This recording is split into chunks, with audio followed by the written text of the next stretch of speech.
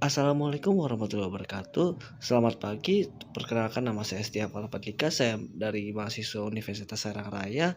Kali ini saya ingin menunjukkan profil Jawa Pos di Surabaya untuk prodi mata kuliah Ilmu Komunikasi dan Ekonomi Politik untuk Pramedia Secaya.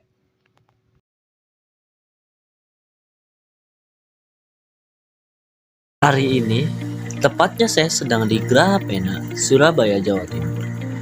Dengan datanya keberadaan saya di sini, tentu tidak hanya bermain, melainkan untuk mengunjungi perusahaan yang dikatakan sangat populer.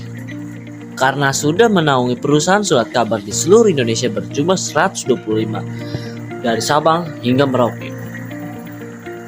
Berhubung pada tahun 1949, Jawa Pos didirikan oleh bernama The Chung Sen, sang Jawa Pos founder.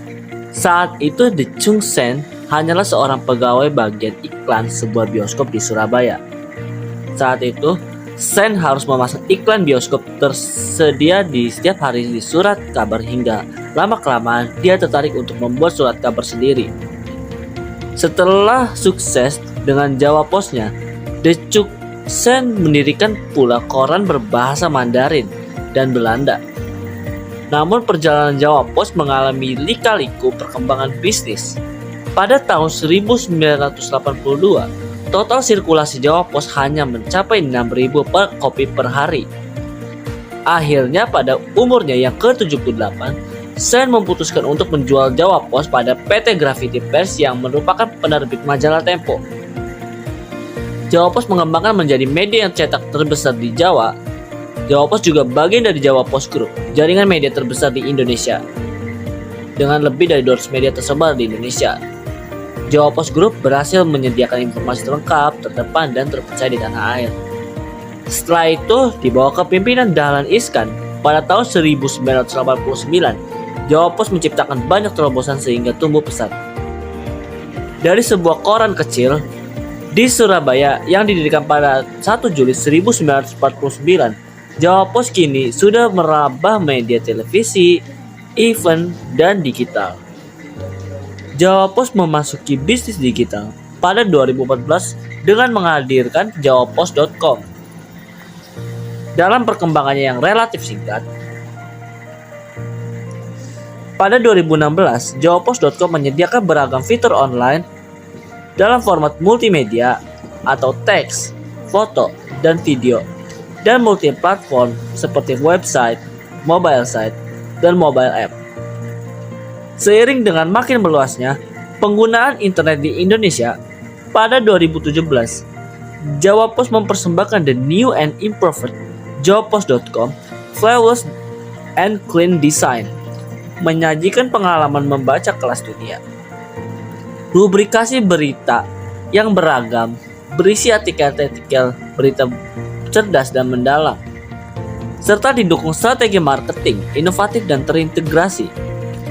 Jawapos.com hadir dengan konsep mega portal berita, portal e-commerce, iklan jitu, portal event JP Sportainment, dan portal interaktif Jawa Pos. Dari koran lokal, Jawa Pos kini menjadi koran nasional dengan 500 oplah dalam kurun 5 tahun dan menjadi pembaca paling banyak di tahun 2017 berdasarkan hasil survei menurut Roy Morgan. Kepemimpinan Jawa Pos selanjutnya berada di tangan Asrul Ananda, yaitu anak dari Dahlan Iskan. Pada masa ini ditantang pada perkembangan era digital. Jawa Pos kembali berhasil menjawab dengan 3 pilar utamanya. Jawa Pos juga menjadi koran pertama yang memiliki rubrik khusus anak muda utama bernama Zeti, atau yang biasa disebut sekarang adalah Zetizen. Rubrik anak muda dibuat oleh Asrul Ananda sejak tahun 2000. Zetizen dikerjakan oleh anak muda mulai dari editor hingga event. Tak berhenti berinovasi, halaman baru selalu dihadirkan untuk menjangkau kalangan mulai pebisnis, keluarga, perempuan, hingga generasi muda. Saat ini Jawa Pos memiliki weekend dengan desain playful, colorful. Segmen yang khusus ini memiliki tema-tema yang menjadi inspirasi pembaca untuk menikmati akhir pekan. Dengan peduli anak dan taat kendaraan, Jawa Pos juga menggalakkan pengadakan acara di event sepeda, basket, lari, maraton, dan sepak bola. Tiga pilar utama ini menjadi tumbuh di era digital ini. Identik dengan ulasan berita yang analisis dan kredibel, menjadi Jawa Pos koran yang berhasil mengumpulkan penghargaan baik nasional maupun internasional. Bahkan Jawa Pos satu-satunya media yang mengikuti event-event nasional. Demi memenuhi kebutuhan masyarakat, Jawa Pos menghadiri informasi dari berbagai platform. Jawa Pos menerbitkan ratusan koran, majalah, dan tabloid. Memiliki tempat stasiun televisi, situs berita online, dan berbagai infrastruktur. Inilah yang membuat Jawa Pos menjadi jaringan terbesar di Indonesia. Tak hanya itu, tentunya Jawa Pos memiliki visi yaitu sebagai News of the Year, sebagai usaha untuk mendukung fondasi bagi industri media cetak. PT Jawa Pos bekerja keras untuk menyampaikan pengetahuan, berita aktual dan teknologi untuk masyarakat luas dari berbagai kalangan. Usaha ini telah menjadi pemegang kunci untuk meningkatkan industri media cetak nasional. Pengenalan lebih luas di pasar global telah menjadi inspirasi PT Jawa Pos untuk memelihara berita-berita yang berkualitas dan informasi yang terpercaya dan aktual, serta menjadikan perusahaan media yang berkembang kokoh dan membawa manfaat agar Indonesia tidak hanya maju di ibu kotanya, dengan menjalankan pers yang bebas dan bertanggung jawab di seluruh Indonesia. Misi dari Jawa Pos sendiri adalah meningkatkan kesejahteraan bangsa melalui pemuasan pelanggan dan mencerdaskan bangsa dengan adanya informasi yang aktual. Kemudian menjadi bagian penting dalam mendukung perkembangan nasional media bagi Indonesia. Selanjutnya, kita dapat melihat dari teman kami, salah satu seorang mahasiswa dari Unsera yang mengajukan pertanyaan kepada manajer di Jawa Pos Group ini. Nama saya Bilan Al-Hakim. Bilan Al-Hakim. Ya. Jadi di sini saya ingin bertanya, kalau seperti yang kita ketahui ya Pak, di dalam media itu kan pasti menampilkan berita-berita yang bisa berbentuk sosial, budaya, ekonomi, ataupun politik. Nah, pertanyaan saya, untuk di Jawa Pos sendiri, apakah memiliki jadwal khusus untuk memberitakan informasi yang mengenai sosial, budaya, ekonomi, dan politik, atau fleksibel dalam satu tayangan itu bisa mencakup semua aspek itu tadi? Terima kasih. Pertanyaan bagus Mas Hakim, terima kasih. Jadi di Jawa Pos kita punya beberapa program yang dari pagi, dari TV itu siaran sampai tutup ya. Jadi ada beberapa program dan kebanyakan program kita yang programis. Jawa Pos yang programis. Kita punya pagi, program pagi, ada sehat pagi.